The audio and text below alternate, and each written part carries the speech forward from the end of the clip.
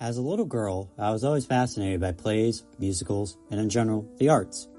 Having a talent for acting early on, I didn't so much want to become famous as I wanted to entertain. Not only did I want to act, I wanted to know the workings of the whole shebang. Just as much as an actor remembering their lines, lighting was important, cues were important, and generally, forming the correct environment for pleasant viewing happened to be part of what I wanted to learn. The stage of my college was built long ago, and to be honest, I'm not quite sure when. It's located inside a place called Schilling Hall in the university I attended. I do recall mention of it being renovated in 1953. It's very old-fashioned though, and it's meant to host live performances. There are rows upon rows of seats, and above it all is a huge balcony for other people to watch from. I've never seen the place packed, but I'm hoping the next time I act, it will be. There's all kinds of rumors that this place is haunted, but of course I've never seen any evidence, and being the type of person I am, I won't believe anything until I see it. Previously, I'd seen people going up into the balcony and leaving a few pieces of candy on the rail for this ghost. I honestly think the cleanup crew would just pick it up and toss it, so it's a waste of time in my opinion. Now see, this ghost was described as a little brown-haired girl, about 7 is what most people guessed, with a hair cut into a bob. She wears a white dress with a pink tie around it. She's simply called the Rail Girl, due to appearing near the balcony rail to those who have seen her. I didn't used to believe in her, but I certainly changed my mind after a few events. A friend and I were chatting over lunch one day, and he, being quite superstitious, believed in the paranormal. He was yammering on about why that girl might be there, like she could have been a victim of rape or murder and she was built into the walls, or she might have fallen from the balcony to her death.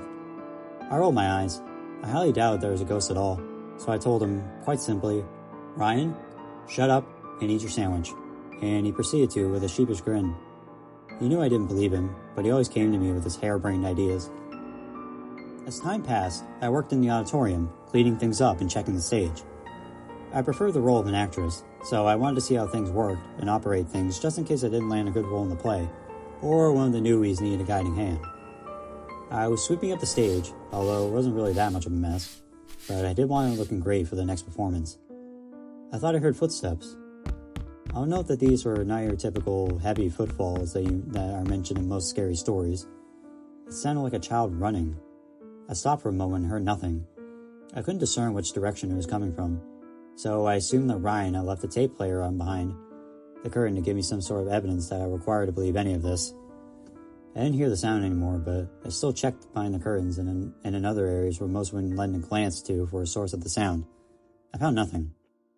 I spent a few times in that theater alone, cleaning up and simply surveying the area for anything being amiss. Most nights were mundane. Nothing happened, and any ideas of the rail girl left my mind. I did, however, realize my cellular phone went missing. I gave it an annoyed little huff and started searching for it. I did know where I left it, and it wasn't there when I checked. I only found it when it began to glow and vibrate from a text I received. It was sitting on the arm of one of the chairs in the auditorium, and I knew that's not where I left it. That's not where the weirdness ends either. One night, when I was going to get my things out of the dressing room after a rehearsal, I heard weeping. I froze in my tracks, only looking around to see if I could find the source. I shouted in anger at whoever was the cause of the sound. "Stop it! This isn't funny!" I admit. I was a little scared. The weeping stopped, but I still had that awkward feeling of being watched. Ryan and I were working together on the stage later. We were setting up for another play's rehearsal. He left a few pieces of candy on the rail. I laughed to myself, thinking I was viewing it as some sort of ritual sacrifice. As we were setting up, the fog machine started to run by itself. Ryan's eyes bulged as he ran to turn it off. It wasn't even on. Furthermore, it wasn't even plugged in. He decided that maybe 3 pieces weren't enough, and scurried over to leave her half the bag. Needless to say, I wasn't giggling anymore. A few nights later, I got on stage to practice with the others in the play. Ryan, who mostly just played minor roles and made props as he was creative in that way, just spoke up to our leading lady. "Hey Karen, did you bring any candy for the rail girl?" I didn't say anything. I had a sneaking suspicion that she was real, but I didn't want to give Ryan any of that glory of knowing. Karen just laughed scornfully after her scoff. "Why would I leave candy for a stupid ghost? I bet it's not even real." I kept quiet. That's about the same way I felt a couple months ago. The rehearsal went mostly as planned. I had no idea why they picked Karen for the leading role, but I figured, as bad as it sounds, that she got it by coercing her teacher in the most lewd of ways. She was rumored to be a slut. I didn't manage to keep up with my actions and lines, despite her emotionless acting. Just as she was getting off the stage at the end of the rehearsal, I almost let out a frightful cry. 2 pale hands reached through the steps, and she didn't even notice as her fingers curled around her ankle until it was far too late. Those little fingers tightened around her ankle, and she stumbled in an attempt to get free of them. Her feet were pulled from under her before she could utter a single sound, and all I could do was stand back and watch. As she fell, I saw those tiny pale hands retreat into the wood of the steps and vanish without a trace. I heard a sickening crack as her head connected with the solid floor. I was terrified. Although I didn't like Karen, I didn't want her hurt. Or even worse, dead. Fortunately, I saw no blood pooling, but I could tell by the way her hands landed that she tried to catch herself. After being looked over by one student that wanted to be a doctor and was simply acting as a hobby, you know that she was just knocked out. She came to a few minutes later, rattling on about how someone tripped her. I could have sworn I heard a little giggle, but perhaps it was just my imagination. After Karen's injury, she said she wouldn't return to the theater, so I was to fill in for the role. I was happy about that much, not so disturbed by the ghost, but it made someone nervous. I still practiced with a strange feeling of someone watching me. A few thoughts ran through my head. Should I have brought candy? I didn't let it disturb my practice.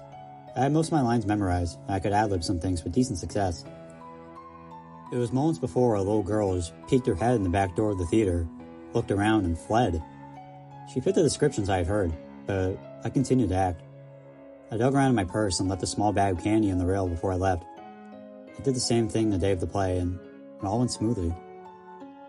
Weeks later, I was working in the balcony control room, messing around with the lights and whatnot, simply figuring out how they worked. I was also reading a book and studying in there, simply because the girls I shared a dorm with would probably be loud, drunk, and obnoxious at this hour. I told a few of my friends where I would be, so I heard a knock on the door. I went to answer it, thinking I might be needed for something, and I opened the door and saw nothing at first. Until I looked down.